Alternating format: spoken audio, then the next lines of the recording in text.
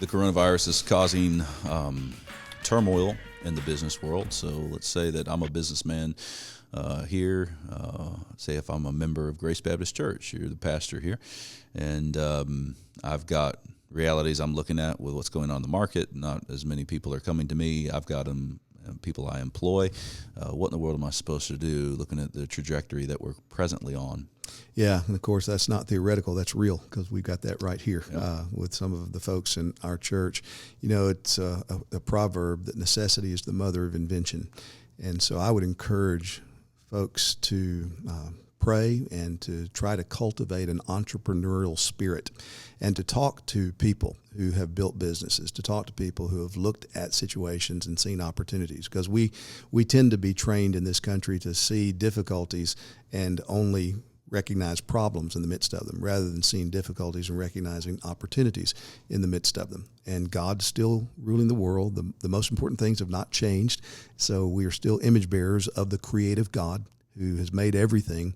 And I would encourage those who are young especially, or if you're in a position where you can take the risks that maybe others cannot take because of life circumstances, to look at ways that you can leverage what God has given to you, given the present crisis, that would be beneficial for mankind.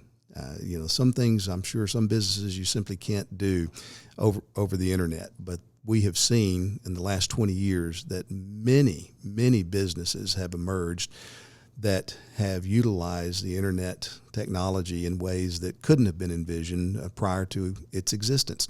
So look for those opportunities. I am all about people, especially young people, but all people.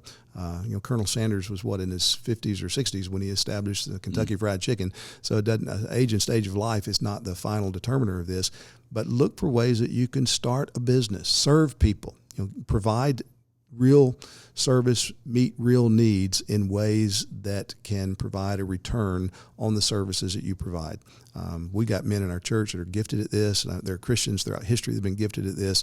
This is a time to begin to think creatively. Get with some people and just start thinking out loud. What can be done? What is needed right now? What can be done? How could we do it? How can we do what we do better?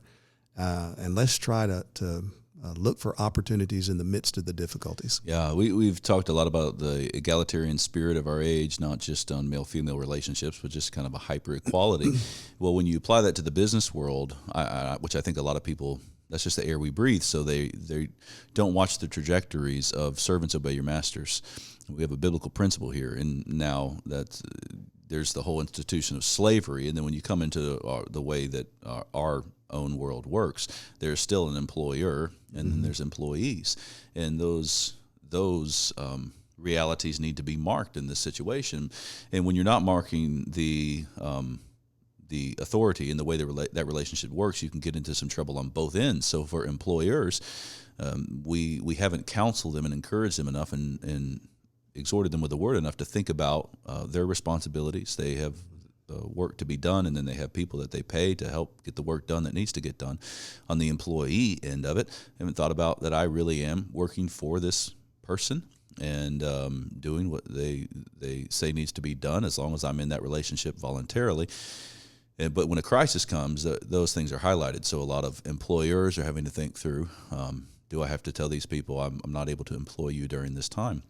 That's the fact that they're going to have to face, and they want to provide the best they can, but they also have to acknowledge I'm not God, and I've got situations that I'm facing here. And so a Christian shouldn't feel guilty if it comes to that, and rightly says, I have to do this. And then for the employee side, you need to be thinking that way too. You work for someone. This is the way it's always been, and try to do your best, work hard, be a blessing to your employer. And if it comes to a time where they come and say, I'm not able to do it, okay, you acknowledge that, and then try to go and find work that you can do that will be profitable to provide for your family, and look for those opportunities that you mentioned. So pray for wisdom in those relationships, but think about the key text that comes to mind is servants obey your masters, and there's going to be that kind of dynamic going on in a time of crisis. Yeah, the last thing in the world you want to do is to sit around and do nothing.